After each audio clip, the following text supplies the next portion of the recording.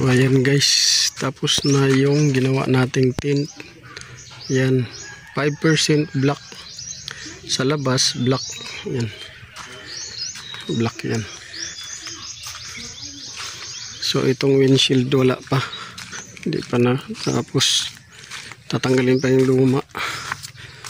Ito, yan, black.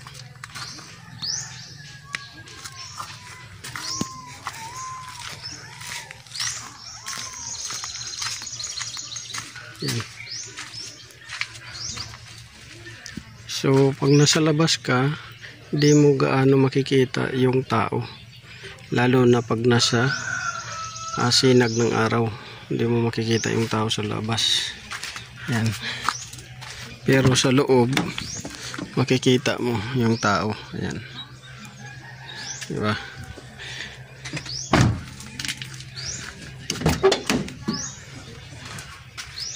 Yan, kita sa labas yung tao, pero sa loob hindi makita. Yan.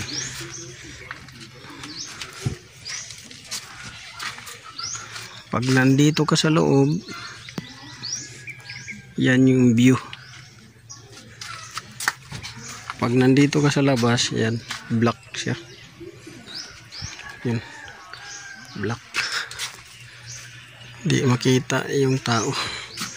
So ang natira na lang natin ay yung windshield. Ayan, tutuklapin pa natin yung sticker na yan, kaya nag-expire na. Parang ano yata yan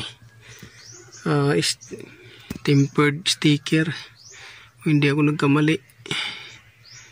Yung nakadikit dyan, malabo na, expired na.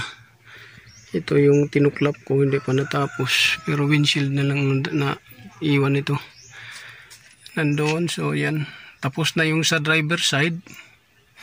Sa rear passenger driver side tapos na. Tapos dito tapos na rin sa passenger.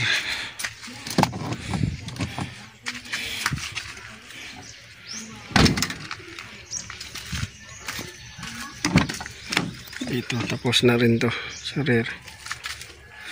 So nandun yung mga materialis natin at saka nandun.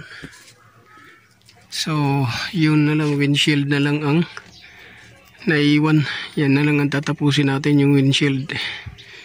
Dahil dito, yan, sa rear okay naman, hindi naman siya nag-expire, black pa rin siya.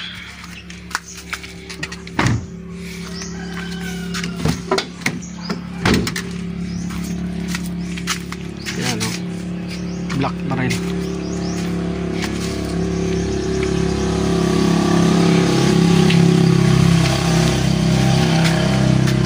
So yun, tigil muna tayo dahil umaambon. Maganda kasi pagka umaraw para mabilis matuyo at dumikit. So matagal-tagal pa yung ano nyan, pagpatuyo natin, tsaka pagpadikit. Pag maulan 5 to 7 days yan, pero pag mainit 4 days lang, 3 to 4 days okay na. So this is Autoboyson. Yan, kung sino yung gusto magpatent, pwede dito.